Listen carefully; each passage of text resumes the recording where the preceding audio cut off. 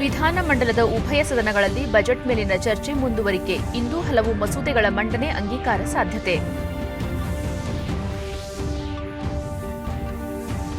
ಇಂದು ರಾಷ್ಟ್ರೀಯ ಲಸಿಕಾ ದಿನ. ದೇಶದಲ್ಲಿ 100 ಕೋಟಿ ಜನರಿಗೆ ಕೋವಿಡ್ ಲಸಿಕೆ ನೀಡಲು ಕೇಂದ್ರದ ಗುರಿ. ಡಾ ಕೆ ಸುಧಾಕರ್.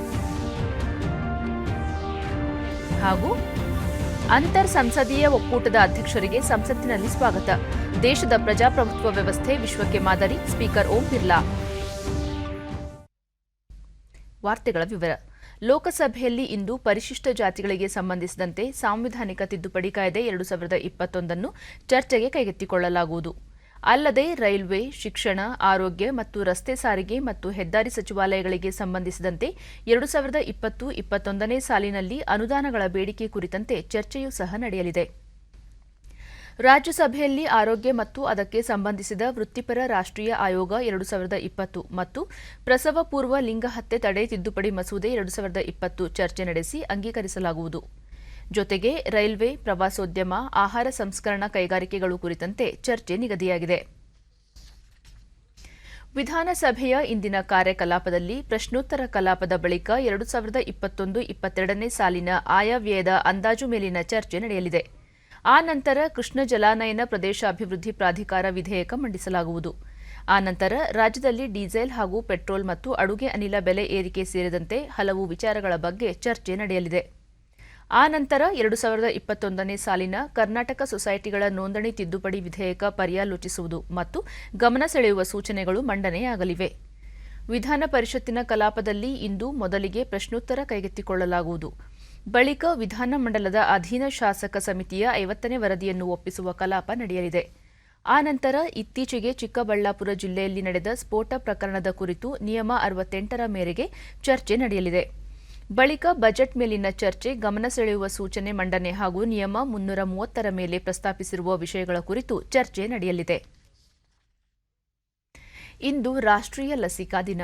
ಪ್ರತಿ ವರ್ಷ ಮಾರ್ಚ್ 16ರಂದು ರಾಷ್ಟ್ರೀಯ ಲಸಿಕಾ ದಿನವನ್ನು ದೇಶಾದ್ಯಂತ ಆಚರಿಸಲಾಗುತ್ತದೆ.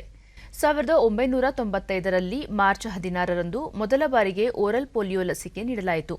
ಅಂದಿನಿಂದ ಇಂದಿನವರೆಗೆ ಈ ದಿನವನ್ನು ರಾಷ್ಟ್ರೀಯ ಲಸಿಕಾ ದಿನವಾಗಿ ಆಚರಿಸುವುದರೊಂದಿಗೆ ಇನ್ನಿತರ ಲಸಿಕೆ ನೀಡುವ ವಿವಿಧ ಕಾರ್ಯಕ್ರಮಗಳನ್ನು ಸರ್ಕಾರಗಳು ಹಮ್ಮಿಕೊಳ್ಳುತ್ತಿವೆ.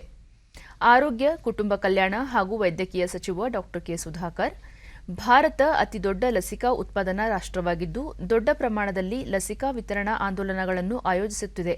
100 ಕೋಟಿ ಜನರಿಗೆ ಕೋವಿಡ್ ಲಸಿಕೆ ನೀಡುವ ಗುರಿ ಹೊಂದಲಾಗಿದ್ದು ಎಲ್ಲಾ ಅರ್ಹ ನಾಗರಿಕರು ಇಂದೇ ಲಸಿಕೆ ಪಡೆಯಿರಿ ಎಂದು ಟ್ವೀಟ್ ಸಂದೇಶದಲ್ಲಿ ತಿಳಿಸಿದ್ದಾರೆ. ಸಾಂಕ್ರಾಮಿಕ ರೋಗಗಳ ವಿರುದ್ಧ ಮುಂಜಾಗ್ರತಾ ಕ್ರಮಗಳಲ್ಲಿ ಲಸಿಕೆ ಪ್ರಮುಖವಾದವು. ಅವು ಸಾರ್ವಜನಿಕ ಆರೋಗ್ಯ ರಕ್ಷಣೆಯ ಪ್ರಮುಖ ಸಾಧನ. ಸಾಂಕ್ರಾಮಿಕ ರೋಗಗಳು ಪತ್ತೆಯಾದ ಸಂದರ್ಭದಲ್ಲಿ ಅವು ಮತ್ತಷ್ಟು ಪ್ರಮುಖ ಪಾತ್ರ ವಹಿಸುತ್ತವೆ. ಭಾರತ ಲಸಿಕೆ ತಯಾರಿಕೆಯಲ್ಲಿ ಮುಂಚೂಣಿಯಲ್ಲಿರುವ ರಾಷ್ಟ್ರ. ಕೋವಿಡ್ ಲಸಿಕೆಯ ಸರಬರಾಜಿಗಾಗಿ ಇಂದು ಇಡೀ ವಿಶ್ವವೇ ಭಾರತದತ್ತ ಆಶಾಭಾವನೆಯಿಂದ ನೋಡುತ್ತಿದೆ ಎಂದರು. ಭಾರತ ಬಹುದೊಡ್ಡ ಪ್ರಮಾಣದ ಲಸಿಕಾ ಆಂದೋಲನಗಳನ್ನು ನಡೆಸಿದ ಇತಿಹಾಸ ಹೊಂದಿದೆ. ಸಿಡುಬು ಹಾಗೂ ಪೋಲಿಯೋ ಲಸಿಕೆ ವಿತರಣೆ ಉದಾಹರಣೆಗಳು. ಕೋವಿಡ್ ಲಸಿಕೆ ವಿತರಣಾ ಆಂದೋಲನದಲ್ಲಿಯೂ ಭಾರತ ಅದೇ ಪದ್ಧತಿಯನ್ನು ಮುಂದುವರಿಸಲಿದೆ ಎಂಬ ವಿಶ್ವಾಸವಿದೆ ಎಂದು ತಿಳಿಸಿದರು. I am very confident that India will continue this tradition with COVID vaccination drive as well. On the occasion of National Vaccination Day, I urge all eligible citizens to go out and get your COVID vaccination. Namaskar. ಮುಖ್ಯಮಂತ್ರಿ BS Yediyurappa ತಮ್ಮ tweet ಸಂದೇಶದಲ್ಲಿ ರಾಷ್ಟ್ರೀಯ ಲಸಿಕಾ ದಿನದಂದು ಕಾಲಕಾಲಕ್ಕೆ polio, ದಡಾರ, ಸಿಡುಬು ಸೇರಿದಂತೆ ಅಗತ್ಯ ಲಸಿಕೆಗಳನ್ನು ಹಾಕಿಸಿ ಮಕ್ಕಳನ್ನು ರೋಗಮುಕ್ತರನ್ನಾಗಿಸುವ ನಿಟ್ಟಿನಲ್ಲಿ ಸರ್ವ ಪ್ರಯತ್ನಗಳನ್ನು ನಡೆಸಲು ಸಂಕಲ್ಪ ತೊಡೋಣ. ಕೊರೋನಾ ಸಂದರ್ಭದಲ್ಲಿ ಎಲ್ಲ ಅರ್ಹರು, ಹಿರಿಯ ನಾಗರಿಕರು ಲಸಿಕೆ ಪಡೆಯೋಣ, ಇತರರಿಗೂ ಮಾಹಿತಿ ನೀಡೋಣ ಎಂದು ತಿಳಿಸಿದ್ದಾರೆ. ಅಂತರ ಸಂಸದೀಯ ಒಕ್ಕೂಟ ಐಪಿಯು ಅಧ್ಯಕ್ಷ ಡುವಾರ್ಟೆ ಪ್ಯಾಚುಕೋ ಅವರಿಗೆ ಸಂಸತ್ತಿನ ಸೆಂಟ್ರಲ್ ಹಾಲ್ನಲ್ಲಿಂದು ಆತ್ಮೀಯ ಸ್ವಾಗತ ನೀಡಲಾಯಿತು. ಸಮಾರಂಭದಲ್ಲಿ ಸ್ಪೀಕರ್ ಓಂ ಬಿರ್ಲಾ, ರಾಜ್ಯಸಭೆಯ ಉಪಸಭಾಪತಿ ಹರಿವಂಶ್ ರಾಯ್ ಮತ್ತಿತರರು ಪಾಲ್ಗೊಂಡಿದ್ದರು. लोकतांत्रिक देश भारत के पास दुनिया संसद ने Constitution of India. Speaker of House of People Lok Sabha Shri G.S. Dhillon, gender disparities, socio-economic inequalities and sustainable development. ಉಪಸಭಾಪತಿಯವರು ಐಪಿಯು ಅಧ್ಯಕ್ಷರನ್ನು ಸ್ವಾಗತಿಸಿ ಕೋವಿಡ್-19 ಸಾಂಕ್ರಾಮಿಕದ ಸಮಯದಲ್ಲಿ ಅಧ್ಯಕ್ಷ ಸ್ಥಾನ ವಹಿಸಿಕೊಂಡಿದ್ದೀರಿ. ನಿಮ್ಮ ಜವಾಬ್ದಾರಿ ಅತ್ಯುತ್ತಮ ನಿರ್ವಹಣೆಗೆ ಭಾರತ ಸಂಪೂರ್ಣ ಸಹಕಾರ ನೀಡಲಿದೆ. ವಿಶ್ವದಾದ್ಯಂತ ಅನಿರೀಕ್ಷಿತ ಆರೋಗ್ಯ ಬಿಕ್ಕಟ್ಟು ಎದುರಾಗಿದ್ದು ಅದು ದೇಶಗಳ ಆರ್ಥಿಕತೆ ಹಾಗೂ ಸಮಾಜದ ಮೇಲೆ ಹಲವು ಪರಿಣಾಮಗಳನ್ನು ಬೀರಿದೆ ಎಂದು ಹೇಳಿದರು. Concerning democracy, development and good governance. Excellency, under your able leadership, we are sure IPU will become stronger, more efficient, effective. You are young by heart and you keep yourself fit. I am sure these qualities of yours will impart IPU also with greater vigor and dynamism to build a world order based on democratic values, peace and prosperity of the global community. देश की संसद को speaker Om Birla, ಭಾರತದ ಸಂಸತ್ ಇಡೀ ವಿಶ್ವಕ್ಕೆ ಮಾದರಿಯಾಗಿದೆ. ನಮ್ಮ ಸಂಸತ್ ನಮಗೆ ಹೆಮ್ಮೆಯಾಗಿದ್ದು ದೇಶದ ಸಂಸದೀಯ ಕಲಾಪದ ಮಾದರಿ ಇತರೆ ದೇಶಗಳಲ್ಲಿ ಅನುಕರಿಸಲಾಗುತ್ತಿದೆ. ಕೋವಿಡ್-19 ನಂತಹ ಸಂಕಷ್ಟದ ಸಮಯದಲ್ಲೂ ಪ್ರಧಾನಿ ನರೇಂದ್ರ ಮೋದಿ ಅವರ ನೇತೃತ್ವದಲ್ಲಿ ಯಶಸ್ವಿಯಾಗಿ ಸಂಸತ್ತಿನ ಕಲಾಪವನ್ನು ನಡೆಸಲಾಯಿತು ಎಂದರು. ಭಾರತದಲ್ಲಿ ಸಂಸತ್ ಕಲಾಪಕ್ಕೆ ತನ್ನದೇ ಆದ ಘನತೆ ಮತ್ತು ಗೌರವವಿದೆ. ಸಂಸದರು ತಮ್ಮ ಅನುಭವಗಳಿಂದ ಪ್ರಜಾತಂತ್ರವನ್ನು ಮತ್ತಷ್ಟು ಸದೃಢಗೊಳಿಸಿದ್ದಾರೆ ಎಂದರು. कोविड-19 महामारी में जब विश्व में सरकार और संसदों के लिए गंभीर चुनौतियां प्रस्तुत की थी, उस समय माननीय प्रधानमंत्री नरेंद्र मोदी जी के नेतृत्व में निर्णायक फैसले लिए गए और प्रोएक्टिव कदम उठाए गए, जिससे स्थिति को नियंत्रण रखने में सफलता मिली और हमने कई लोगों की जान बचाने के भरपूर प्रयास किए गए. इसी दौरान हमने अंतर्राष्ट्रीय दायित्वों को पूरा किया तथा 150 से अधिक देशों में दवाओं और अन्य सामग्रियों की आपूर्ति की. टीका उत्पादन और वितरण के मामले में भारत अपनी पूरी क्षमता के साथ इस संकट से लड़ने में संपूर्ण मानवता की मदद कर रहा है. I think ಸಂಸದರನ್ನು ಉದ್ದೇಶಿಸಿ ಡುವಾಟೆ ಪ್ಯಾಚೆಕೋ, ವಿಶ್ವದಲ್ಲೇ ಅತ್ಯಂತ ಬಲಿಷ್ಠ ಪ್ರಜಾತಂತ್ರವನ್ನು ಭಾರತ ಹೊಂದಿದ್ದು ಇಲ್ಲಿ ಅನುಸರಿಸಲಾಗುತ್ತಿರುವ ಪದ್ಧತಿ ಇಡೀ ವಿಶ್ವಕ್ಕೆ ಮಾದರಿಯಾಗಿದೆ. ನಾವು ಭಾರತ ಮತ್ತು ಪೋರ್ಚುಗಲ್ ಎರಡೂ ರಾಷ್ಟ್ರಗಳೊಂದಿಗೆ ವಿಶೇಷ ಬಾಂಧವ್ಯವನ್ನು ಹೊಂದಿದ್ದೇವೆ. ಈ ಎರಡೂ ದೇಶಗಳಿಗೆ 500 ವರ್ಷಗಳಿಗೂ ಹಳೆಯದಾದ ಸಂಬಂಧವಿದ್ದು ನಾವು ಕೇವಲ ಮಿತ್ರರಲ್ಲ, ನಾವು ಸಹೋದರರಿದ್ದಂತೆ ಎಂದು ಹೇಳಿದರು. ಐಪಿಯು ಭಾರತದ ಸಂಸದೀಯ ವ್ಯವಸ್ಥೆಯ ಜೊತೆ ಕಾರ್ಯನಿರ್ವಹಿಸಲು ಸದಾ ಸಿದ್ಧವಿದೆ.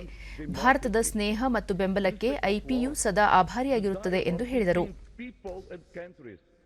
To achieve peace and development to all.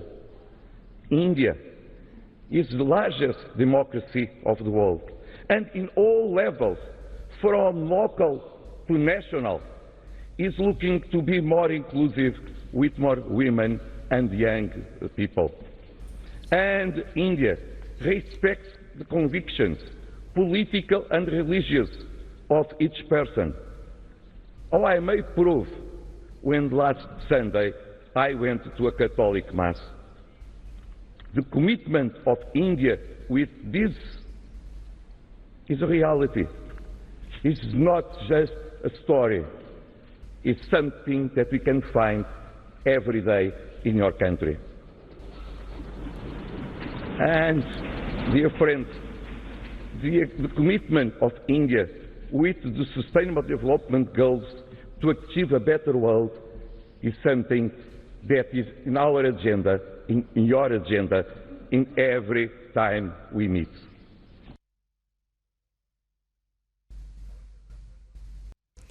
ಹವಾಮಾನ ವೈಪರೀತ್ಯ ಪರಿಣಾಮಗಳನ್ನು ತಗ್ಗಿಸುವ ಕ್ರಮಗಳ ವಿಚಾರದಲ್ಲಿ ಭಾರತದ ನಾಯಕತ್ವವನ್ನು ಇಡೀ ವಿಶ್ವ ಒಪ್ಪಿಕೊಂಡಿದೆ ಎಂದು ಪರಿಸರ ಸಚಿವ ಪ್ರಕಾಶ್ ಜಾವಡೇಕರ್ ಹೇಳಿದ್ದಾರೆ. ಅವರು ರಾಜ್ಯಸಭೆಯಲ್ಲಿ ನಿನ್ನೆ ಪ್ರಶ್ನೆಗೆ ಉತ್ತರಿಸಿ G20 ವೇದಿಕೆಯಲ್ಲಿ ಪ್ಯಾರಿಸ್ ಒಪ್ಪಂದದ ಬದ್ಧತೆಯಂತೆ ನವೀಕರಿಸಬಹುದಾದ ಇಂಧನ ಮತ್ತು ಅರಣ್ಯೀಕರಣ ಕ್ರಮಗಳನ್ನು ಜಾರಿಗೊಳಿಸುತ್ತಿರುವ ಏಕೈಕ ರಾಷ್ಟ್ರ ಭಾರತವಾಗಿದೆ. ದೇಶ 2022ರ ವೇಳೆಗೆ 175 ಗಿಗಾವ್ಯಾಟ್ ನವೀಕರಿಸಬಹುದಾದ ಇಂಧನ ಮೂಲಗಳನ್ನು ಹೊಂದುವ ಗುರಿಯನ್ನು ತಲುಪಲಿದೆ ಎಂದು ಹೇಳಿದರು. 2030ರ ವೇಳೆಗೆ 450 ಗಿಗಾವ್ಯಾಟ್ ನವೀಕರಿಸಬಹುದಾದ ಇಂಧನ ಗುರಿಯನ್ನು ಪ್ರಧಾನಿ ನರೇಂದ್ರ ಮೋದಿ ಅವರು ಹೊಂದಿದ್ದು, ಖಾಸಗಿಯವರ ಸಹಾಯದಿಂದ ನವೀಕರಿಸಬಹುದಾದ ಇಂಧನ, ಅರಣ್ಯೀಕರಣ ಮತ್ತು ಮಾಲಿನ್ಯ ತಡೆ ನಿಟ್ಟಿನಲ್ಲಿ ಕ್ರಮಗಳನ್ನು ಕೈಗೊಳ್ಳಲಾಗುವುದು ಎಂದರು. पिछले 6 साल में कोई नई परमिशन नहीं दी है। प्रोजेक्ट्स ऑलरेडी ऑपरेशनल है और 7 अंडर कंस्ट्रक्शन है और उसमें 2 25 मेगावाट से कम है। पावर प्लांट के कारण वो हुआ क्या, अब ये जांच चल रही है, लेकिन पावर प्लांट के कारण नहीं हुआ। ऊपर एक हुआ, लेकिन ग्लेशियर क्यों मेल्ट हुए? क्योंकि 37,000 ग्लेशियर्स हैं, उसमें से कुछ रिसीड कर रहे, कुछ बढ़ रहे। ಪ್ರಧಾನಿ ನರೇಂದ್ರ ಮೋದಿ ಅವರು ಇಂದು ಫಿನ್ಲ್ಯಾಂಡ್ನ ಪ್ರಧಾನಿ ಸನ್ನಾ ಮರಿನ್ ಅವರೊಂದಿಗೆ ವರ್ಚುವಲ್ ಶೃಂಗಸಭೆ ನಡೆಸಲಿದ್ದಾರೆ. ಸಭೆಯ ವೇಳೆ ಉಭಯ ನಾಯಕರು ದ್ವಿಪಕ್ಷೀಯ ಸಂಬಂಧಗಳ ನಾನಾ ಆಯಾಮಗಳು ಮತ್ತು ಪರಸ್ಪರ ಹಿತಾಸಕ್ತಿಯ ಜಾಗತಿಕ ಹಾಗೂ ಪ್ರಾದೇಶಿಕ ವಿಷಯಗಳ ಕುರಿತು ವಿಚಾರ ವಿನಿಮಯ ನಡೆಸಲಿದ್ದಾರೆ. ಭಾರತ ಮತ್ತು ಫಿನ್ಲ್ಯಾಂಡ್ ಮಿತ್ರ ರಾಷ್ಟ್ರಗಳಾಗಿದ್ದು, ಎರಡೂ ರಾಷ್ಟ್ರಗಳು ಅಂತಾರಾಷ್ಟ್ರೀಯ ನಿಯಮಗಳಂತೆ ಪ್ರಜಾಪ್ರಭುತ್ವದ ಮೌಲ್ಯಗಳನ್ನು ಸಮಾನವಾಗಿ ಹಂಚಿಕೊಂಡಿವೆ. ಅಲ್ಲದೆ ವ್ಯಾಪಾರ ಮತ್ತು ಬಂಡವಾಳ ಹೂಡಿಕೆ, ಶಿಕ್ಷಣ, ಆವಿಷ್ಕಾರ, ವಿಜ್ಞಾನ ಮತ್ತು ತಂತ್ರಜ್ಞಾನ, ಸಂಶೋಧನೆ ಮತ್ತು ಅಭಿವೃದ್ಧಿ ವಲಯಗಳಲ್ಲಿ ಅತ್ಯಂತ ನಿಕಟ ಬಾಂಧವ್ಯ ಹೊಂದಿವೆ. ಸಮಾಜದ ಸವಾಲುಗಳನ್ನು ಎದುರಿಸಲು ಕೃತಕ ಬುದ್ಧಿಮತ್ತೆ ಬಳಸಿ ಕ್ವಾಂಟಮ್ ಕಂಪ್ಯೂಟರ್ ಅಭಿವೃದ್ಧಿಗೆ ಉಭಯ ದೇಶಗಳು ಜಂಟಿ ಪಾಲುದಾರಿಕೆ ಮಾಡಿಕೊಂಡಿವೆ. 100ಕ್ಕೂ ಅಧಿಕ ಫಿನ್ಲ್ಯಾಂಡ್ ಕಂಪನಿಗಳು ಭಾರತದಲ್ಲಿ ದೂರವಾಣಿ, ಯಂತ್ರೋಪಕರಣ, ನವೀಕರಿಸಬಹುದಾದ ಇಂಧನ ವಲಯಗಳಲ್ಲಿ ಬಂಡವಾಳ ಹೂಡಿಕೆ ಮಾಡಿ ಸಕ್ರಿಯವಾಗಿ ಕಾರ್ಯನಿರ್ವಹಿಸುತ್ತಿವೆ. ಅಂತೆಯೇ 30ಕ್ಕೂ ಅಧಿಕ ಭಾರತೀಯ ಕಂಪನಿಗಳು ಫಿನ್ಲ್ಯಾಂಡ್ನಲ್ಲಿ ಮಾಹಿತಿ ತಂತ್ರಜ್ಞಾನ ಆತಿಥ್ಯ ವಲಯದಲ್ಲಿ ಸಕ್ರಿಯವಾಗಿವೆ. ರಾಷ್ಟ್ರೀಯ ಫಾರ್ಮಾಸ್ಯುಟಿಕಲ್ಸ್ ಶಿಕ್ಷಣ ಮತ್ತು ಸಂಶೋಧನಾ ಸಂಸ್ಥೆ ತಿದ್ದುಪಡಿ ವಿಧೇಯಕ 2021 ಅನ್ನು ಕೇಂದ್ರ ರಾಸಾಯನಿಕ ಮತ್ತು ರಸಗೊಬ್ಬರ ಖಾತೆ ಸಚಿವ ಡಿವಿ ಸದಾನಂದಗೌಡ ಲೋಕಸಭೆಯಲ್ಲಿ ನಿನ್ನೆ ಮಂಡಿಸಿದರು. ಈ ಕಾಯ್ದೆ 1998ರ ಕಾಯ್ದೆಗೆ ತಿದ್ದುಪಡಿ ತರಲಿದೆ. ಇದರಡಿ ಸದ್ಯ ಅಹಮದಾಬಾದ್, ಗುವಾಹಟಿ, ಹಾಜಿಪುರ, ಹೈದರಾಬಾದ್, ಕೋಲ್ಕತ್ತಾ ಮತ್ತು ರಾಯ್ಬರೇಲಿಯಲ್ಲಿರುವ ರಾಷ್ಟ್ರೀಯ ಫಾರ್ಮಾಸ್ಯುಟಿಕಲ್ಸ್ ಕೇಂದ್ರಗಳಿಗೆ ರಾಷ್ಟ್ರೀಯ ಸ್ಥಾನಮಾನ ದೊರಕಲಿದೆ. ಅಲ್ಲದೆ ಈ ಕೇಂದ್ರಗಳಲ್ಲಿ ಉತ್ತಮ ಆಡಳಿತಕ್ಕಾಗಿ ಆಡಳಿತ ಮಂಡಳಿಗಳನ್ನು ರಚಿಸಲಿದೆ. ವಿಧಾನ ಪರಿಷತ್ನಲ್ಲೂ ನಿನ್ನೆ ಮಧ್ಯಾಹ್ನ ಭೋಜನದ ಅವಧಿ ನಂತರ ಬಜೆಟ್ ಮೇಲಿನ ಚರ್ಚೆ ಮುಂದುವರಿಯಿತು. ಜೆಡಿಎಸ್ನ ಸದಸ್ಯ ತಿಪ್ಪೇಸ್ವಾಮಿ ಮಾತನಾಡಿ, ಅನಗತ್ಯ ವೆಚ್ಚಗಳಿಗೆ ಕಡಿವಾಣ ಹಾಕಬೇಕು, ಇಲ್ಲವಾದರೆ ಆರ್ಥಿಕ ಪರಿಸ್ಥಿತಿ ಇನ್ನೂ ಹದಗೆಡಲಿದೆ, ಸರ್ಕಾರ ರಾಜಸ್ವ ಸಂಗ್ರಹಕ್ಕೆ ಒತ್ತು ನೀಡಬೇಕು ಎಂದು ಆಗ್ರಹಿಸಿದರು. ಆ ನಂತರ ಗಮನ ಸೆಳೆಯುವ ಸೂಚನೆಗಳನ್ನು ಮಂಡಿಸಲಾಯಿತು. ಕೆ. ಹರೀಶ್ ಕುಮಾರ್ ಅವರು ಮೀನುಗಾರರ ಸಮಸ್ಯೆ ಕುರಿತು ವಿಷಯ ಪ್ರಸ್ತಾಪಿಸಿ, ಮೀನುಗಾರರು ಸಂಕಷ್ಟದಲ್ಲಿದ್ದಾರೆ, ಅವರ ನೆರವಿಗೆ ಸರ್ಕಾರ ವಿಶೇಷ ಪ್ಯಾಕೇಜ್ ಘೋಷಿಸಬೇಕು ಎಂದು ಮನವಿ ಮಾಡಿದರು. ಮೆಕ್ಯಾನಿಕ್ಗಳು, ಬೋಟ್ ರಿಪೇರಿ ಮಾಡುವವರು, ಎಲೆಕ್ಟ್ರಿಷಿಯನ್ಗಳು ಸುಮಾರು ಲಕ್ಷಾಂತರ ಮಂದಿ ಅದರಲ್ಲಿ ಕೆಲಸವನ್ನ ಮಾಡಿಕೊಂಡು ತಮ್ಮ ಜೀವನೋಪಾಯವನ್ನು ನಿರ್ಮಿಸಿಕೊಂಡಿದ್ದಾರೆ. ನಮಗೆ ಮೀನುಗಾರಿಕೆ ಸಚಿವ ಎಸ್ ಅಂಗಾರ ಉತ್ತರ ನೀಡಿ, ಸರ್ಕಾರ ಮೀನುಗಾರರಿಗೆ ಎಲ್ಲ ರೀತಿಯ ನೆರವು ನೀಡಲು ಸಿದ್ಧವಿದೆ. ಕೇಂದ್ರದಿಂದ ಹೆಚ್ಚಿನ ಅನುದಾನ ಪಡೆದು ಅದರಲ್ಲಿ ಮೀನುಗಾರರಿಗೆ ಅಗತ್ಯ ಸೌಕರ್ಯಗಳನ್ನು ಕಲ್ಪಿಸಲಾಗುವುದು. ಸದ್ಯ ಬಾಕಿ ಇರುವ ಡೀಸೆಲ್ ಸಬ್ಸಿಡಿಯನ್ನು ಆದಷ್ಟು ಶೀಘ್ರ ಬಿಡುಗಡೆ ಮಾಡಲಾಗುವುದು ಎಂದು ಭರವಸೆ ನೀಡಿದರು. ಈಗಾಗಲೇ ಆರ್ಥಿಕ ಇಲಾಖೆಯ ಸಂಬಂಧಪಟ್ಟಂತ ಕಾರ್ಯದರ್ಶಿಗಳಲ್ಲಿ ಮತ್ತು ಮುಖ್ಯಮಂತ್ರಿಯವರ ಗಮನಕ್ಕೆ ತರುತ್ತೇವೆ. ಅದನ್ನು ಕೂಡ ತಕ್ಷಣ ಬಿಡುಗಡೆ ಮಾಡುವಂತ ಒಂದು ಪ್ರಯತ್ನವನ್ನು ಕೂಡ ಮಾಡ್ತೇವೆ. ಎರಡನೇದಾಗಿ ಒಟ್ಟು ಮೀನುಗಾರರ ಸಮಸ್ಯೆ ಬಗ್ಗೆ ಉಲ್ಲೇಖವನ್ನು ಮಾಡಿದರು. ಆದರೆ ಈಗಾಗಲೇ ನಾನು ಅಧಿಕಾರವನ್ನು ತಗೊಂಡ ನಂತರ ದಕ್ಷಿಣ ಕನ್ನಡ ಮತ್ತು ಉಡುಪಿ ಜಿಲ್ಲೆಯ ಒಂದಷ್ಟು ಭಾಗಗಳಿಗೆ ಹೋಗಿ ಮೀನುಗಾರರ ಒಂದಷ್ಟು ಸಮಸ್ಯೆಯನ್ನು ಕೂಡ ನಾನು ಸ್ವತಃ ಸ್ಪಾಟಿಗೆ ಹೋಗಿ ಅದನ್ನು ಪರಿಶೀಲನೆ ಮಾಡಿಕೊಂಡು ತಿಳ್ಕೊಂಡಿದ್ದೇನೆ. ಆದರೆ ಮುಂದೆ ಆ ಸಮಸ್ಯೆಗಳಿಗೆ ಸಂಬಂಧಪಟ್ಟಾಗೆ ಇಲಾಖೆಯಿಂದ ಮತ್ತು ಕೇಂದ್ರ ಸರ್ಕಾರದಿಂದ ಏನೇನು ಕ್ರಮವನ್ನು ಕೈಗೊಳ್ಳಬೇಕಾ ಅದಕ್ಕೆ ಭಾರತ ಸಂವಿಧಾನದ ಅನುಚ್ಛೇದ 300 ಬಿಜೆಪಿ ಸದಸ್ಯ ಶಶಿಲ್ ಜಿ ನಮೋಶಿ, ಹೈದರಾಬಾದ್ ಕರ್ನಾಟಕ ಪ್ರದೇಶ ಅಭಿವೃದ್ಧಿಗೆ ಸಂಬಂಧಿಸಿದಂತೆ ಸಂವಿಧಾನದ ಕಲಂ 371 ಜೆ ತಂದಿರುವ ತಿದ್ದುಪಡಿಯನ್ನು ಸಮರ್ಪಕವಾಗಿ ಜಾರಿಗೊಳಿಸದಿರುವುದರಿಂದ ಸಾಕಷ್ಟು ತೊಂದರೆಯಾಗುತ್ತಿದೆ ಎಂದು ಹೇಳಿದರು. ಅದರ ಬಗ್ಗೆ ಮಾನ್ಯ ಮುಖ್ಯಮಂತ್ರಿಗಳ ಗಮನವನ್ನು ಸೆಳೆಯುತ್ತೇನೆ. ರಾಜ್ಯ ಸರ್ಕಾರದ ಪುನರಾವರ್ತಿತ ಇದಕ್ಕೆ ಉತ್ತರಿಸಿದ ಸಭಾನಾಯಕ ಕೋಟ ಶ್ರೀನಿವಾಸ್ ಪೂಜಾರಿ, ಹೈದರಾಬಾದ್ ಕರ್ನಾಟಕ ಭಾಗದಲ್ಲಿ ಬಾಕಿ ಇರುವ ನೇಮಕಾತಿಗಳನ್ನು ಪೂರ್ಣಗೊಳಿಸಲು ಅಗತ್ಯ ಕ್ರಮಗಳನ್ನು ಕೈಗೊಳ್ಳಲಾಗಿದೆ. ಯಾವುದೇ ಕಾರಣಕ್ಕೂ ಆ ಭಾಗದ ಅಭಿವೃದ್ಧಿಯನ್ನು ನಿರ್ಲಕ್ಷಿಸುವುದಿಲ್ಲ. ಆ ಭಾಗಕ್ಕೆ ಹೆಚ್ಚಿನ ಆದ್ಯತೆ ನೀಡಲು ವಿಶೇಷ ಅಧಿಕಾರಿ ನೇಮಕ ಕುರಿತು ಮುಖ್ಯಮಂತ್ರಿಗಳೊಂದಿಗೆ ಚರ್ಚಿಸಿ ಕ್ರಮ ಕೈಗೊಳ್ಳಲಾಗುವುದು ಎಂದರು. ಜನತವೆತ್ತ ರಾಷ್ಟ್ರಪತಿಗಳು ಕರ್ನಾಟಕ ರಾಜ್ಯದ ಮಾನ್ಯ ರಾಜ್ಯಪಾಲರಿಗೆ ವಿಶೇಷ ಜವಾಬ್ದಾರಿಯನ್ನು ನೀಡಿರುವ ಹಿನ್ನೆಲೆಯಲ್ಲಿ ರಾಜ್ಯಪಾಲರ ಅನುಮೋದನೆಯೊಂದಿಗೆ ಕಲ್ಯಾಣ ಕರ್ನಾಟಕ ಪ್ರದೇಶದಲ್ಲಿ ಅನುಚ್ಛೇದ 371 ಜೆ ತಿದ್ದುಪಡಿಯನ್ನು ಸಮರ್ಪಕವಾಗಿ ಅನುಷ್ಠಾನಗೊಳಿಸಲು ದಿನಾಂಕ 6/11/2013 ಕರ್ನಾಟಕ ಸಾರ್ವಜನಿಕ ಉದ್ಯೋಗ ಆದೇಶ 2013 ಹೊರಡಿಸಲಾಗಿದೆ. ಸದರಿ ಆದೇಶ ಖಂಡಿಕೆ 3ರಲ್ಲಿ ಹೈದರಾಬಾದ್ ಕರ್ನಾಟಕ ಪ್ರದೇಶದ ವ್ಯಾಪ್ತಿಯಲ್ಲಿ ಮಂಜೂರಾಗಿರುವ ಯಾವುದೇ ವೃಂದದ ನೇರ ನೇಮಕಾತಿ ಹುದ್ದೆಗಳಲ್ಲಿ ಗ್ರೂಪ್ ಎ ಮತ್ತು ಗ್ರೂಪ್ ಬಿ ಹುದ್ದೆಗಳಲ್ಲಿ 75%, ಗ್ರೂಪ್ ಸಿ ಹುದ್ದೆಗಳಲ್ಲಿ 80% ಹಾಗೂ ಗ್ರೂಪ್ ಡಿ ಹುದ್ದೆಗಳಲ್ಲಿ 80% ಹುದ್ದೆಗಳನ್ನು ಸ್ಥಳೀಯ ವ್ಯಕ್ತಿಗಳಿಂದ ನೇರ ನೇಮಕಾತಿ ಮಾಡಿ ಭರ್ತಿ ಮಾಡಲು ಹಾಗೂ ಗ್ರೂಪ್ ಎ ಕಿರಿಯ ಶ್ರೇಣಿಯ ರಾಜ್ಯದಲ್ಲಿ ಕೋವಿಡ್-19 ಸೋಂಕು ಪ್ರಕರಣಗಳು ಹೆಚ್ಚಾಗುತ್ತಿರುವ ಹಿನ್ನೆಲೆಯಲ್ಲಿ ಇದೇ 24ರಿಂದ ನಿಗದಿಯಾಗಿದ್ದ 13ನೇ ಬೆಂಗಳೂರು ಅಂತಾರಾಷ್ಟ್ರೀಯ ಚಲನಚಿತ್ರೋತ್ಸವವನ್ನು ರಾಜ್ಯ ಸರ್ಕಾರ ಮುಂದೂಡಿದೆ. ಈ ಕುರಿತಂತೆ ಅಧಿಸೂಚನೆ ಹೊರಡಿಸಿರುವ ಸರ್ಕಾರ 24ರಿಂದ 31ರವರೆಗೆ ನಡೆಯಬೇಕಿದ್ದ ಚಲನಚಿತ್ರೋತ್ಸವವನ್ನು ಕೋವಿಡ್ ಕಾರಣದಿಂದಾಗಿ ಮುಂದೂಡಲಾಗಿದೆ ಎಂದು ಕರ್ನಾಟಕ ಚಲನಚಿತ್ರ ಅಕಾಡೆಮಿ ಅಧ್ಯಕ್ಷ ಸುನಿಲ್ ಪುರಾಣಿಕ್ ಪ್ರಕಟಣೆಯಲ್ಲಿ ತಿಳಿಸಿದ್ದಾರೆ. ಚಲನಚಿತ್ರೋತ್ಸವಕ್ಕೆ ಸಕಲ ಸಿದ್ಧತೆಗಳ ತಯಾರಿ ಭರದಿಂದ ಸಾಗಿತ್ತು. ಆದರೆ ಕೆಲ ದಿನಗಳಿಂದ ಕೊರೋನಾ ಸೋಂಕು ಪ್ರಕರಣಗಳು ಹೆಚ್ಚಾಗುತ್ತಿದೆ. ಈ ಬಗ್ಗೆ ರಾಜ್ಯ ಆರೋಗ್ಯ ಇಲಾಖೆ ಮತ್ತು ತಾಂತ್ರಿಕ ಸಲಹಾ ಸಮಿತಿಗೆ ಪತ್ರ ಬರೆಯಲಾಗಿತ್ತು. ಅವರ ಸೂಚನೆಯಂತೆ ಸದ್ಯ ಚಲನಚಿತ್ರೋತ್ಸವ ಅನಿರ್ದಿಷ್ಟಾವಧಿಗೆ ಮುಂದೂಡಲಾಗಿದೆ ಎಂದು ಹೇಳಿದ್ದಾರೆ. ಬೆಂಗಳೂರು ಚಲನಚಿತ್ರೋತ್ಸವ ವಿಶ್ವಖ್ಯಾತ ಚಿತ್ರೋತ್ಸವಗಳಲ್ಲಿ ಒಂದಾಗಿದ್ದು, ಸುಮಾರು 50 ದೇಶಗಳ ಪ್ರತಿನಿಧಿಗಳ 200ಕ್ಕೂ ಹೆಚ್ಚು ಚಿತ್ರಗಳು ಚಿತ್ರೋತ್ಸವದಲ್ಲಿ ಪ್ರದರ್ಶನ ಕಾಣುವ ನಿರೀಕ್ಷೆಯಿತ್ತು. ರಾಜ್ಯದಲ್ಲಿ ನಿನ್ನೆ ಹೊಸದಾಗಿ 932 ಕೋವಿಡ್ ಪ್ರಕರಣಗಳು ದೃಢಪಟ್ಟಿದ್ದು, ಇದರೊಂದಿಗೆ ಒಟ್ಟು ಸೋಂಕು ಪ್ರಕರಣಗಳ ಸಂಖ್ಯೆ 9,61,204ಕ್ಕೆ ಏರಿಕೆಯಾಗಿದೆ. ನಿನ್ನೆ 429 ಮಂದಿ ಆಸ್ಪತ್ರೆಯಿಂದ ಬಿಡುಗಡೆಯಾಗಿದ್ದು, ಇದುವರೆಗೂ ಗುಣಮುಖರಾದವರ ಒಟ್ಟು ಸಂಖ್ಯೆ 9,39,928ಕ್ಕೆ ತಲುಪಿದೆ. ನಿನ್ನೆ 7 ಮಂದಿ ಸಾವನ್ನಪ್ಪಿದ್ದು, ಮೃತಪಟ್ಟವರ ಸಂಖ್ಯೆ 12,397ಕ್ಕೆ ಏರಿಕೆಯಾಗಿದೆ. ಸದ್ಯ ರಾಜ್ಯದಲ್ಲಿ 8,860 ಸಕ್ರಿಯ ಪ್ರಕರಣಗಳಿವೆ. 125 ಮಂದಿ ರಾಜ್ಯದ ವಿವಿಧ ಆಸ್ಪತ್ರೆಗಳಲ್ಲಿ ತೀವ್ರ ನಿಗಾ ಘಟಕದಲ್ಲಿ ಚಿಕಿತ್ಸೆ ಪಡೆಯುತ್ತಿದ್ದಾರೆ. ನಿನ್ನೆ 62,358 ಮಾದರಿಗಳ ಪರೀಕ್ಷೆ ನಡೆಸಿದ್ದು, ಇದುವರೆಗೂ 1,98,52,955 ಮಂದಿಗೆ ಕೊರೋನಾ ಪರೀಕ್ಷೆ ನಡೆಸಲಾಗಿದೆ ಎಂದು ಕೇಂದ್ರ ಆರೋಗ್ಯ ಮತ್ತು ಕುಟುಂಬ ಕಲ್ಯಾಣ ಇಲಾಖೆ ತಿಳಿಸಿದೆ. ಬೆಂಗಳೂರಿನಲ್ಲಿ ನಿನ್ನೆ 550 ಮಂದಿಗೆ ಸೋಂಕು ತಗುಲಿದ್ದು, ಒಟ್ಟು ಸೋಂಕು ಪ್ರಕರಣಗಳ ಸಂಖ್ಯೆ 4,11,989ಕ್ಕೆ ಏರಿಕೆಯಾಗಿದೆ. ನಿನ್ನೆ 198 ಮಂದಿ ಆಸ್ಪತ್ರೆಯಿಂದ ಬಿಡುಗಡೆಯಾಗಿದ್ದು, ಇದುವರೆಗೂ ಗುಣಮುಖರಾದವರ ಸಂಖ್ಯೆ 4,01,010ಕ್ಕೆ ಏರಿಕೆಯಾಗಿದೆ.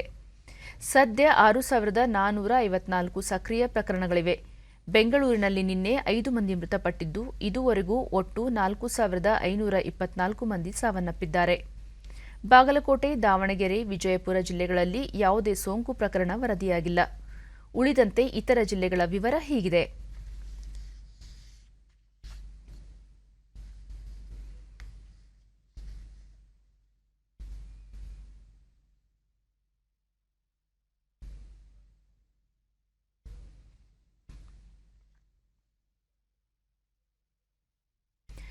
ದೇಶದಲ್ಲಿ ಕಳೆದ 24 ಗಂಟೆಗಳಲ್ಲಿ 24,492 ಹೊಸ ಕೋವಿಡ್-19 ಪ್ರಕರಣಗಳು ಬೆಳಕಿಗೆ ಬಂದಿವೆ.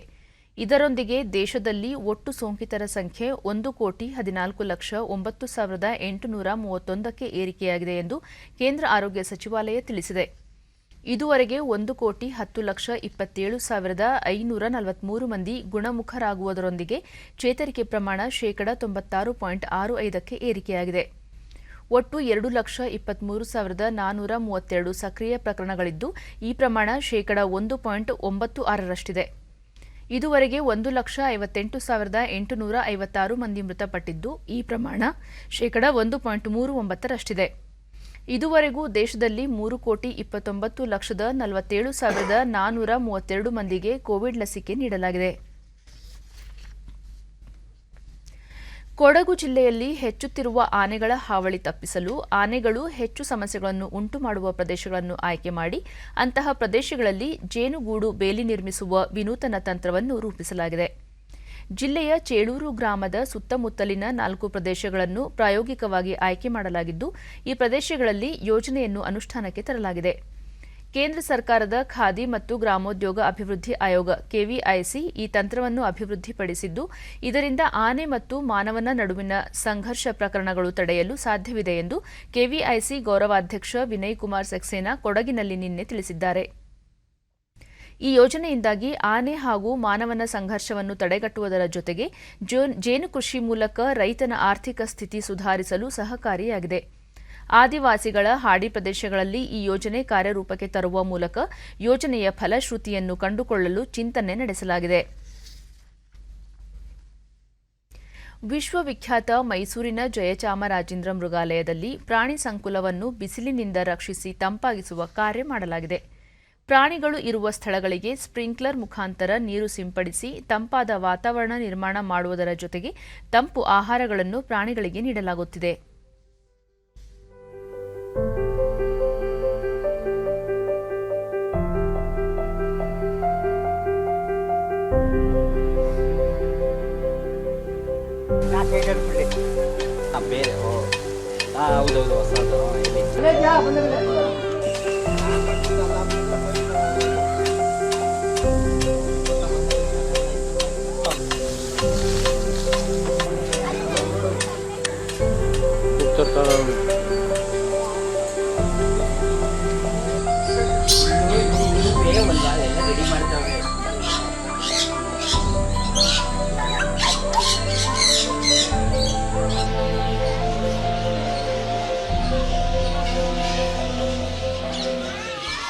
ಪ್ರಾಣಿಗಳ ಮನೆ ಹತ್ರ ಮತ್ತೆ ಡಿಡಿ ನ್ಯೂಸ್ನೊಂದಿಗೆ ಪ್ರಾಧಿಕಾರದ ಅಧ್ಯಕ್ಷ ಎಲ್ಆರ್ ಮಹದೇವಸ್ವಾಮಿ, ಜಿಲ್ಲೆಯಲ್ಲಿ 30 ರಿಂದ 35ಕ್ಕೂ ಅಧಿಕ ಡಿಗ್ರಿ ಸೆಲ್ಸಿಯಸ್ ತಾಪಮಾನವಿದ್ದು ಪ್ರಾಣಿಗಳ ಹಿತದೃಷ್ಟಿಯಿಂದ ಹಾಗೂ ಪ್ರವಾಸಿಗರಿಗೂ ಅನುಕೂಲವಾಗಲು ಈ ರೀತಿ ಮಾಡಲಾಗಿದ್ದು ಮುಂದಿನ ದಿನಗಳಲ್ಲಿ ರಾಜ್ಯದ ಎಲ್ಲಾ ಮೃಗಾಲಯಗಳಲ್ಲಿ ಈ ವ್ಯವಸ್ಥೆ ಮಾಡಲಾಗುವುದು ಎಂದು ತಿಳಿಸಿದರು. ನಮ್ಮ ಏನು ಝೂ ಒಳಗಡೆ ಎಂಟ್ರಿ ಆಯ್ತಾರೆ ಅಲ್ಲೆಲ್ಲ ಸ್ವಲ್ಪ ಮಧ್ಯ ನೀರಿಂದು ಇದನ್ನ ಹಾಕಿ ತಂಪಾಗಿ ಏನು ಇಡಬೇಕು ಆ ರೀತಿ ಎಲ್ಲ ನಾವು ಕ್ರಮ ತಗೊಂಡಿದ್ದೀವಿ.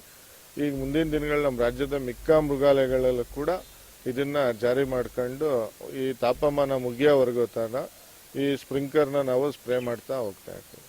ಅಂತಂದ್ರೆ ಎಲ್ಲ ಪ್ರಾಣಿ ಪಕ್ಷಿಗಳಿಗೂ ಮಹಾದೇವ್, ಪ್ರಾಣಿಗಳ ಆರೋಗ್ಯ ಕಾಪಾಡಲು ಮೈಸೂರು ಮೃಗಾಲಯ ಮುಂದಾಗಿರುವುದು ಪ್ರಾಣಿ ಪ್ರಿಯರಿಗೆ ಸಂತಸವಾಗಿದೆ ಎಂದರು.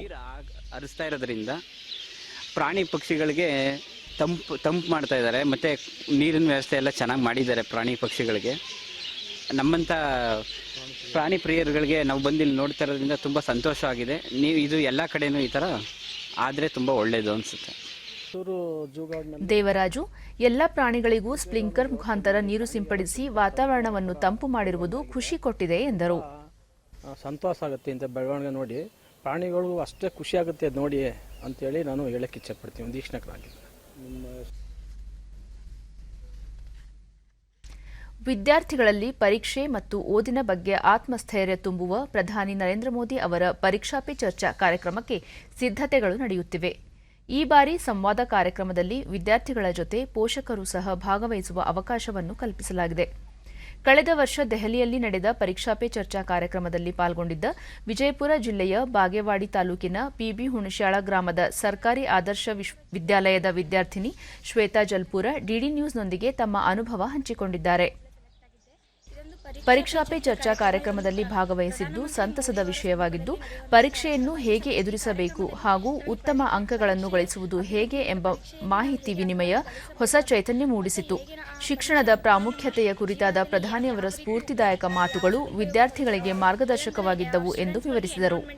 ಯಾವ ರೀತಿ ಹೊರಗೆ ಯಾವ ಜಗತ್ತು ಯಾವ ರೀತಿ ಇರ್ತೈತಿ ಮತ್ತು ಹಾಗೆ ಡೆಮೋ ಕೊಡೋಣ ನಮಗೆ ಮತ್ತು ವಿದ್ಯಾರ್ಥಿಗಳಲ್ಲಿ ಕೌಶಲಾಭಿವೃದ್ಧಿ ಹೊಂದಬೇಕು ಮತ್ತು ವಿದ್ಯಾರ್ಥಿಯು ಕೇವಲ ಅಂಕಗಳಿಗೆ ಹಾಗೆ ಓದಲಾರ್ದೇ ಮತ್ತು ಅಲ್ಲಿ ಎಷ್ಟೋ ರಾಜ್ಯಗಳಿಂದ ಮಕ್ಕಳು ಬಂದಿದ್ರು. ಆ ಮಕ್ಕಳಲ್ಲಿ ಏನೇನು ಯಾವ ರೀತಿ ಕಾಂಪಿಟೇಷನ್ ಲೆವೆಲ್ ಐತಿ, ಹಾಗೆ ಮತ್ತು ಆ ವಿದ್ಯಾರ್ಥಿ ನರೇಂದ್ರ ಮೋದಿಯವರು ಕೆಲವೊಂದು ಕ್ವಶನ್ಗಳನ್ನ ಯಾವ ರೀತಿ ಆಗಿ ಆನ್ಸರ್ ಕೊಡ್ತಿರ್ತಂದ್ರೆ ನಮಗೆ ನಾವು ಅವ್ರನಿಂದ ಇನ್ಸ್ಪೈರ್ ಆಗಬೇಕು. ಇವನ್ ರೈತರಿಂದ ರೈತರಿಗಾಗಿ ರೈತರಿಗೋಸ್ಕರ ಎಂಬ ಘೋಷವಾಕ್ಯದಡಿ ಅನೇಕ ರೈತರು ಕೃಷಿ ಕ್ಷೇತ್ರದಲ್ಲಿ ವಿಭಿನ್ನ ಪ್ರಯತ್ನಗಳನ್ನು ಮಾಡಿ ಯಶಸ್ವಿಯಾಗಿದ್ದಾರೆ. ರೈತರು ಒಂದಾದರೆ ಕೃಷಿ ಮಾರುಕಟ್ಟೆ ಹಾಗೂ ಸಂಕಷ್ಟಗಳ ಪರಿಹಾರ ಸಾಧ್ಯ ಎಂಬುದು ಇಲ್ಲಿ ಸಾಬೀತಾಗಿದೆ. ಬೆಂಗಳೂರು ಗ್ರಾಮಾಂತರ ಜಿಲ್ಲೆಯ ದೇವನಹಳ್ಳಿ ತಾಲೂಕಿನ ಬೂದಿಗೆರೆ ಹೋಬಳಿಯ ಗಂಗಾದೇವಿ ರೈತ ಉತ್ಪಾದಕರ ಸಂಸ್ಥೆ ಹಲವು ಕೃಷಿಕರ ಬದುಕಿಗೆ ಆಸರೆಯಾಗಿದೆ. ರೈತರಿಂದಲೇ ಸ್ಥಾಪಿತವಾದ ಈ ಸಂಸ್ಥೆ ಸ್ಥಳೀಯ ಮಾರುಕಟ್ಟೆ ವ್ಯವಸ್ಥೆ, ಬೆಂಬಲ ಬೆಲೆ, ಕೃಷಿ ಉಪಕರಣಗಳ ಪೂರೈಕೆ ಜೊತೆಗೆ ಕೃಷಿ ಯೋಜನೆಗಳ ಕುರಿತು ಅರಿವು ಮೂಡಿಸುತ್ತಿರುವುದು ವಿಶೇಷವಾಗಿದೆ. 11 ಹಳ್ಳಿಗಳಲ್ಲಿ 47 ರೈತ ಗುಂಪುಗಳನ್ನು ಈ ಸಂಸ್ಥೆ ಹೊಂದಿದೆ. ಡಿಡಿ ನ್ಯೂಸ್ನೊಂದಿಗೆ ರೈತ ರಾಮೇಗೌಡ, ಸ್ವಾವಲಂಬಿ ಬದುಕಿನ ಬಗ್ಗೆ ಹೊಸ ಭರವಸೆಯನ್ನು ಈ ಸಂಸ್ಥೆ ಹುಟ್ಟುಹಾಕಿದೆ ಎಂದು ಅಭಿಪ್ರಾಯಪಟ್ಟರು.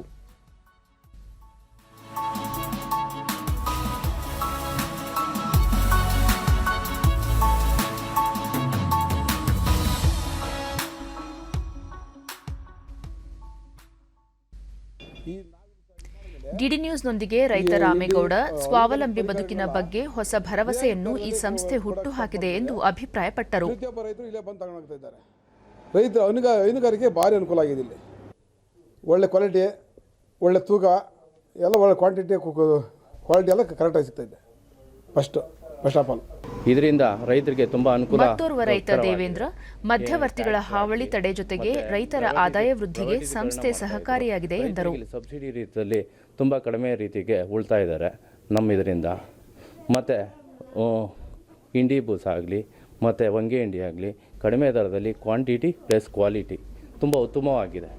ಎಲ್ಲ ಒಂದು ನಿರ್ದೇಶಕರ ಸಂಸ್ಥೆಯ ಮುಖ್ಯ ಕಾರ್ಯನಿರ್ವಹಣಾಧಿಕಾರಿ ಯಲ್ಲಪ್ಪ, ಯಾವುದೇ ಹಂಗಿಲ್ಲದೆ ರೈತರು ಅಭಿವೃದ್ಧಿಯಾಗಬೇಕು ಎಂಬ ಆಶಯವನ್ನು ಸಂಸ್ಥೆಯು ಹೊಂದಿದ್ದು, ರೈತರಿಗೆ ಗುಣಮಟ್ಟದ ಅಗತ್ಯ ವಸ್ತುಗಳನ್ನು ರಿಯಾಯಿತಿ ದರದಲ್ಲಿ ಪೂರೈಕೆ ಮಾಡುತ್ತಾ ಅವರ ಸಂಕಷ್ಟಗಳಿಗೆ ಸ್ಪಂದಿಸುತ್ತಿದೆ ಎಂದರು. ಆಯ್ಕೆ ಮಾಡಿಕೊಂಡಿದ್ದೇವೆ. ಪ್ರಮುಖ ಬೆಳೆಗಳು ಬಂದ್ಬಿಟ್ಟು ದ್ರಾಕ್ಷಿ, ಗುಲಾಬಿ, ಸೇವಂತಿಗೆ ಮತ್ತು ತರಕಾರಿ ಬೆಳೆಗಳು ಆಗಿರುತ್ತದೆ. ಇವು ಬೆಳೆಗಳಿಗೆ ಸಂಬಂಧಪಟ್ಟಂಗೆ ಹಾಗೂ ರೈತರ ಸಮಸ್ಯೆಗಳಿಗೆ ಅನುಗುಣವಾಗಿ ನಾವು ಈ ಸಂಸ್ಥೆಯ ಮೂಲಕ ರೈತರಿಗೆ ಅನುಕೂಲ ಆಗುವ ನಿಟ್ಟಿನಲ್ಲಿ ಕಾರ್ಯಕ್ರಮಗಳನ್ನು ಹಮ್ಮಿಕೊಂಡು ಹೋಗ್ತಾ ಇದ್ದೀವಿ. ಕೃಷಿ ಉಪಕರಣಗಳಾದಂಥ ಟ್ರ್ಯಾಕ್ಟರ್ಗಳು, ಸಂಸ್ಥೆಯ ಅಧ್ಯಕ್ಷ ವಿ ನವೀನ್, ಕೃಷಿ ಯೋಜನೆ ಮತ್ತು ಮಾಹಿತಿಗಳನ್ನು ನೀಡುವ ಮೂಲಕ ರೈತರಿಗೆ ಜಾಗೃತಿ ಮೂಡಿಸಲಾಗುತ್ತಿದೆ. ರೈತರ ಅಭಿವೃದ್ಧಿ ಜೊತೆಗೆ ಸಂಸ್ಥೆಯು ಬೆಳೆಯುತ್ತಿದೆ ಎಂದು ತಿಳಿಸಿದರು. ಪರಿಕರಗಳಾದಂಥ ಹಿಂಡಿ, ಬೂಸ. ಮುಂಬೈ ಷೇರು ಮಾರುಕಟ್ಟೆಯಲ್ಲಿಂದು ಆರಂಭಿಕ ವಹಿವಾಟಿನಲ್ಲಿ ಷೇರು ಸಂವೇದಿ ಸೂಚ್ಯಂಕ ಸೆನ್ಸೆಕ್ಸ್ 222 ಅಂಕಗಳ ಏರಿಕೆಯೊಂದಿಗೆ 50,617 ರಲ್ಲಿ ವಹಿವಾಟು ಆರಂಭಿಸಿದೆ. ರಾಷ್ಟ್ರೀಯ ಸಂವೇದಿ ಸೂಚ್ಯಂಕ ನಿಫ್ಟಿ ಸಹ 59 ಅಂಕಗಳ ಏರಿಕೆಯೊಂದಿಗೆ 14,989 ರಲ್ಲಿತ್ತು. ಅಂತಾರಾಷ್ಟ್ರೀಯ ಮಾರುಕಟ್ಟೆಯಲ್ಲಿ ಡಾಲರ್ ಎದುರು ರೂಪಾಯಿ ಮೌಲ್ಯದಲ್ಲಿ 4 ಪೈಸೆ ಏರಿಕೆಯಾಗಿದ್ದು $72.42 ಭಾರತ ಮತ್ತು ಇಂಗ್ಲೆಂಡ್ ನಡುವಿನ ಟಿ20 ಸರಣಿಯ 3ನೇ ಪಂದ್ಯ ಇಂದು ಅಹಮದಾಬಾದ್ನಲ್ಲಿ ನಡೆಯಲಿದೆ.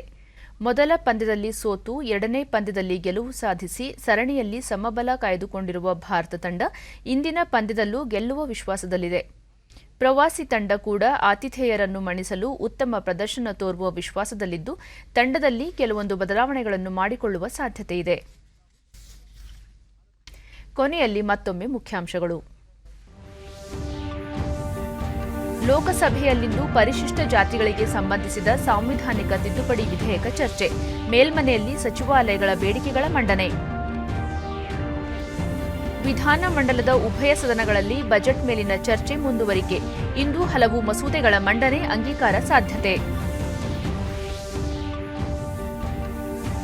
ಇಂದು ರಾಷ್ಟ್ರೀಯ ಲಸಿಕಾ ದಿನ. ದೇಶದಲ್ಲಿ 100 ಕೋಟಿ ಜನರಿಗೆ ಕೋವಿಡ್ ಲಸಿಕೆ ನೀಡಲು ಕೇಂದ್ರದ ಗುರಿ. ಡಾ ಕೆ ಸುಧಾಕರ್.